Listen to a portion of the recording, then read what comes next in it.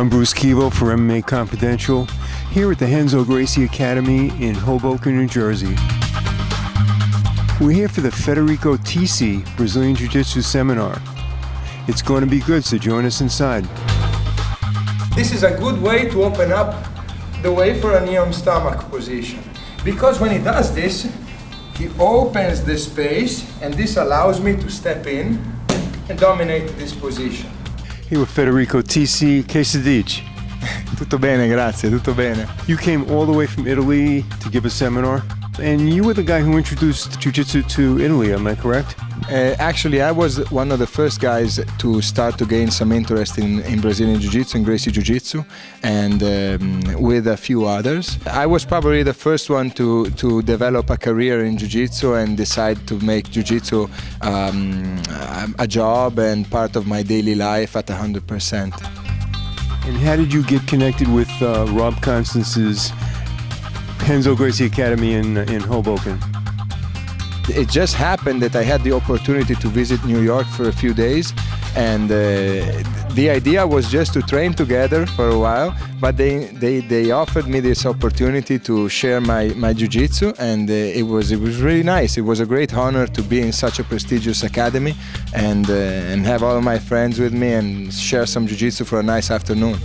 It was cool that Black Rob here, Gino, Rolles Gracie. And I like something you said. You said you're a lazy guy. I know you're not lazy, but explain to us what you mean by that in Jiu-Jitsu. Well, Jiu-Jitsu is, I consider Jiu-Jitsu primarily a self-defense martial art. I don't consider the sport aspect of Jiu-Jitsu as being predominant. I think that Jiu-Jitsu is more or less like surfing, something you do for your whole life, and that you might decide to use as a competitor for a part of your life. However, it's something that has much to do with the lifestyle, and I think it's a very efficient form of self-defense when you are confronted with a heavier and tougher opponent, somebody that is physically stronger than you. And if you stress a form of forceful jiu-jitsu that emphasizes a lot physical strength, you will end up paying the price after your physical strength starts to leave with age, or maybe because you're simply tired, you know. So when I say that somebody has to be lazy when they train jiu-jitsu, is because I want to send a message that to be a good jiu-jitsu fighter, you need to use primarily your mind and save your energy. The part of the body that I have to take care of, the most powerful one, are the legs and the hips. Now, in order to limit their mobility and strength, the way that we do it is to stretch them a lot or to close them a lot.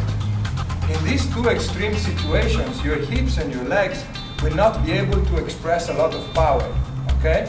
Jiu-Jitsu is a very special blend of physics, anatomy, biomechanics, and strategy. So it's not only bench press and supplements. You know, it's more something that emphasizes. This is the beauty of Jiu-Jitsu. You know, it's like a chess game. So everything else comes after. I used to be versed in striking arts, but I always looked for something that offered the opportunity to dominate an opponent without necessarily hurting him that much. When I saw Royce, I was impressed, and I started traveling and looking for teachers that could give me some knowledge in Jiu-Jitsu.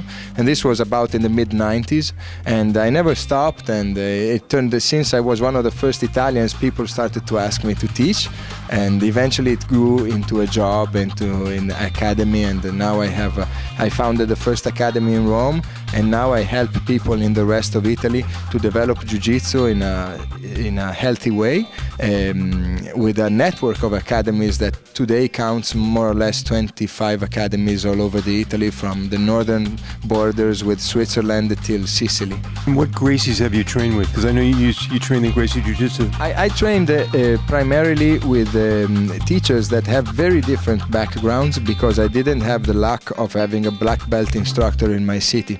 So I had to try to capitalize from every single possibility I had.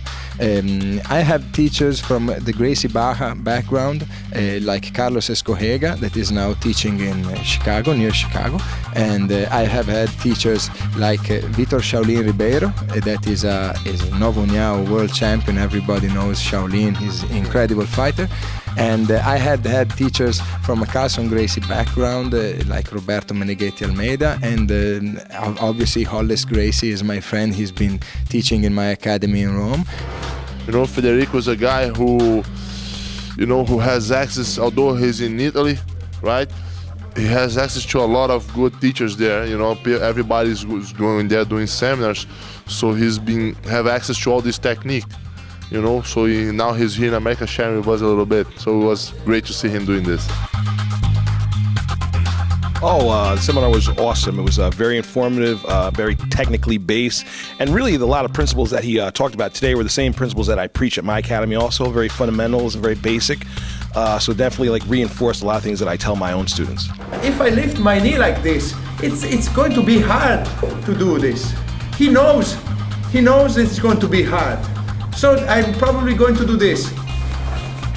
How'd you like the Fedor fight when Fabricio beat Fedor? What do you think of that? I was very happy. A few weeks before the fight, I was in LA for the Worlds, and I had the chance to meet Fabricio. When you see the beauty of Jiu-Jitsu applied in a very simple way to such a strong opponent, it's nice for the Jiu-Jitsu community. Nowadays, people emphasize a lot of strength and aggressiveness, especially in MMA world. So it's good to see that Jiu-Jitsu still can surprise people, and if properly applied. It was a great seminar. Thank you. And grazie. Thank you so much. How's my Italian?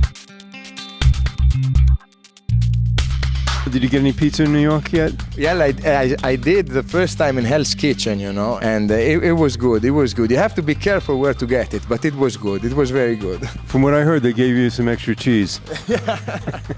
Thank you so much. Thank you, brother.